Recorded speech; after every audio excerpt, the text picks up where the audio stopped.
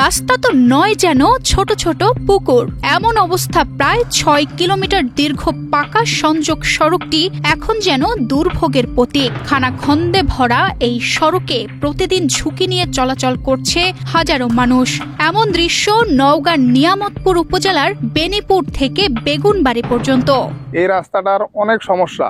এই রাস্তার জায়গা জায়গা দেবে গেছে, গাড়ি চালাইতে সমস্যা, অনেক গাড়ি সমস্যা হয়, আবার উল্টে যায়। ১০ গ্রামের প্রায় ৭,০০০ মানুষের যাতায়াতের একমাত্র প্রধান সড়ক এটি। এই রাস্তা দিয়ে সহজে যাওয়া যায় পার্শ্ববর্তী উপজেলা পোরশা ও সাপাহারে। বান্ডেল থাকলে প্রতি সেনমানিতে টাকা বাঁচবে। বিকাশ সেনমানি বান্ডেল কিনে জিতুন প্রতি লেনদেনে। কিন্তু দীর্ঘদিনেও রাস্তাটি সংস্কারের কোনো উদ্যোগ নেয়নি সংশ্লিষ্ট দপ্তর। বেগুনবাড়ি থেকে বেরিপুরের যে রাস্তাটা অনেক খারাপ, আমাদের চলাফেরা করতে লাগে ভ্যানের বল বিয়ারিং খুবই আকাম হয়ে যায়। এই দুর্ভোগের দৃশ্য দেখে নিজ উদ্যোগে রাস্তা সংস্কারের কাজ শুরু করেন এক রাজনৈতিক নেতা। তিনি নিজের অর্থে রাস্তার খানাখন্দগুলোতে ইট দিয়ে ভরাট করে চলাচলের উপযোগী করে তুলেছেন। দুর্ভোগপূর্ণ সেই রাস্তা সংস্কারের মানবিক উদ্যোগ নওগাঁর নিয়ামতপুরে প্রশংসায় ভাসছেন।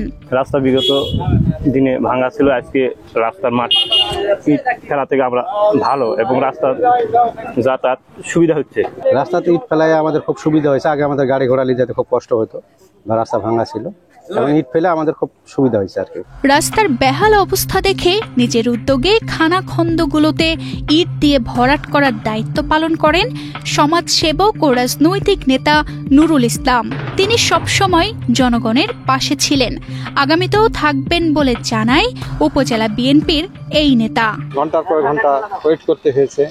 বাকিটা এখন আমি দেখলাম তারেক রহমানের উদ্যোগকে, দেশনেত্রী বেগম খালেদা জিয়ার উদ্যোগকে কাজে লাগানোর জন্য আমি আমার স্বেচ্ছায় আমি এই রাস্তার কাজগুলি হাত দিয়েছি, সংস্কারের কাজগুলি হাত দিয়েছি।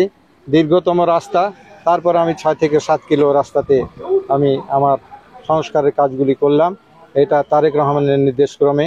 তারেক রহমান ঠিক যেভাবে আমাদেরকে নির্দেশনা দিচ্ছে সেইভাবে আমরা এই নির্দেশনা পালন করে যাচ্ছি। রাস্তাটির সংস্কারের ফলে অন্তত সাময়িকভাবে ভোগান্তি কমেছে এলাকাবাসীর। তবে স্থানীয়রা বলছেন স্থায়ী সমাধানের জন্য দ্রুত সরকারি উদ্যোগ প্রয়োজন।